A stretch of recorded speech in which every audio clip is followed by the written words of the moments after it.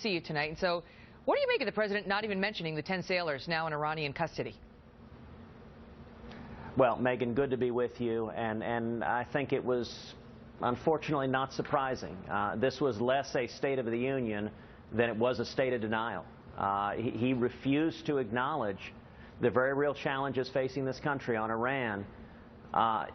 He didn't say a word about 2 Navy ships now in Iranian custody, about 10 sailors.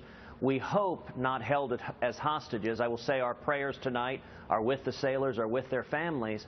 But the fact that Khamenei feels that he is able to seize our ships and seize our sailors indicates the incredible weakness of the Obama-Clinton foreign policy, and the fact that bullies and tyrants across the world are not afraid of this president, don't respect this president. And it's made the world much, much more dangerous. Iran is clearly getting bolder. Their actions in recent days and weeks and months prove that.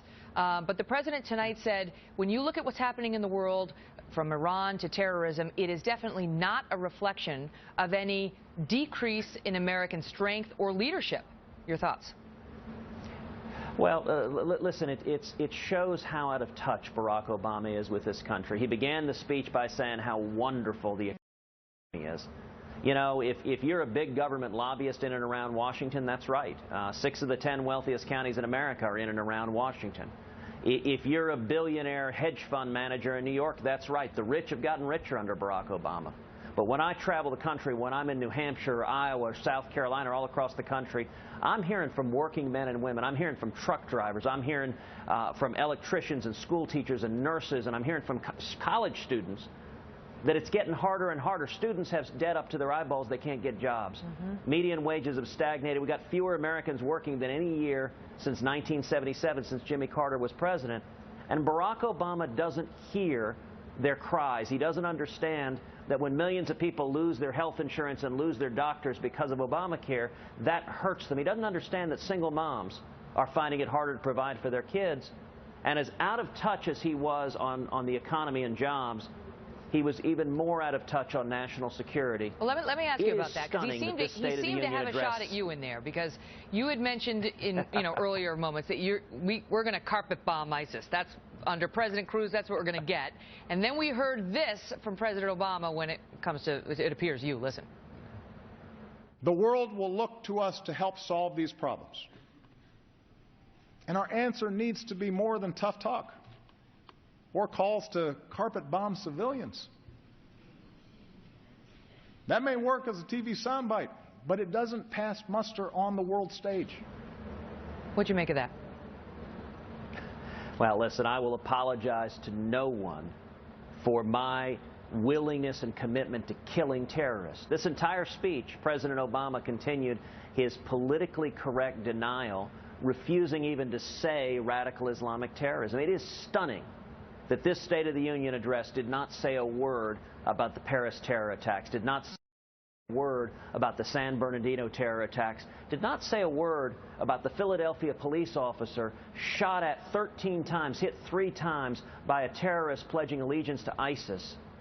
We need a commander-in-chief who will speak the name of our enemy. Neither Barack Obama nor Hillary Clinton is willing to do so, and who will do what it takes to defeat them. If I'm elected president, we will defeat radical Islamic terrorism, and we will utterly destroy ISIS. And yes, that means carpet bombing them into oblivion. It means arming the Kurds. It means using our military force so that any jihadist who declares war and tries to murder Americans will be defeated.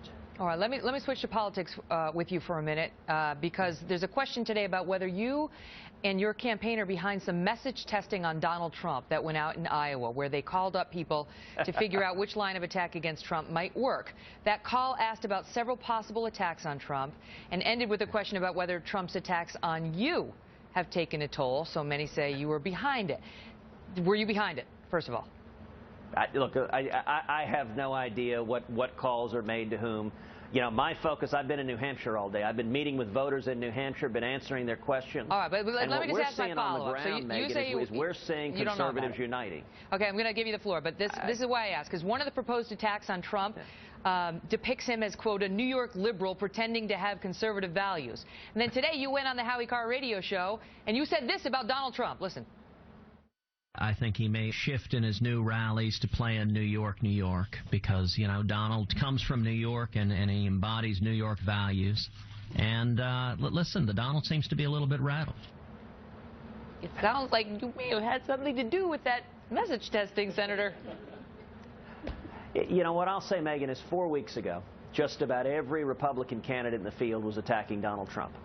Today, just about every Republican candidate in the field is attacking me. And that may suggest the race has changed somewhat significantly. More and more observers are saying this is coming down to a two-man race between Donald and me. And what we're seeing is conservatives are uniting behind our campaign, both in Iowa and New Hampshire and all across the country. And that seems to have really rattled Donald. He's begun now every speech for a week with extended attacks directed at me. He's welcome to do that. I don't intend to reciprocate. But, you know, if he wants to engage in attacks, that's fine. But I will note the attacks that he's raising, he keeps citing this ultra-left-wing law professor at Harvard, who I would note is a huge Hillary Clinton fan and supporter. And what is happening, all the Hillary supporters are amplifying his attacks.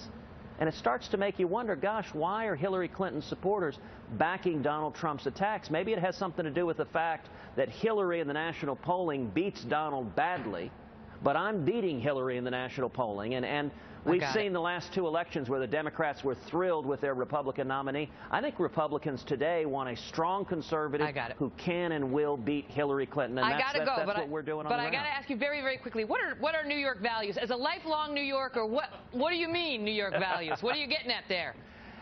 You know, I'll tell you, the rest of the country knows exactly what New York values are, and I got to say they're not Iowa values. We love the pizza and the bagel. Is that what you're going for? Because you're right, we do. Yes, thank you, James, we do. Senator, great to see you.